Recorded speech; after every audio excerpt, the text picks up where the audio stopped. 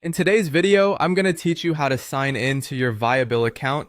Maybe you're new to Viabill or simply need a quick refresher on how to access your account. Either way, don't worry, because I'll guide you through the process step by step. First, you'll need to find your way to the Viabill login page. The easiest way to do this is by opening your preferred web browser and typing Viabill login into the Google search bar. Once you hit enter, you'll see a list of results. Look for the one that says Viabill login and click on it.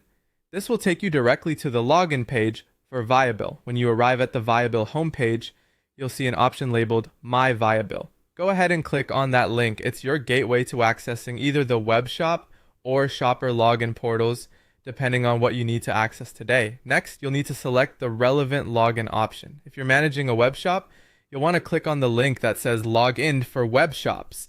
However, if you're just a regular shopper using Viabill all for personal purchases, select Log In for Shop Array. Choose the option that matches your needs, and you'll be directed to a detailed login page where you can enter your credentials.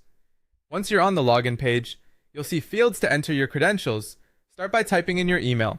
Make sure to use the email address associated with your Viabill account. Double check for any typos, as even the smallest error can prevent you from logging in. After entering your email, the next step is to enter your password. Carefully type in your password, paying close attention to capitalization, numbers, and special characters. It's important to enter your password exactly as you created it to ensure a successful login.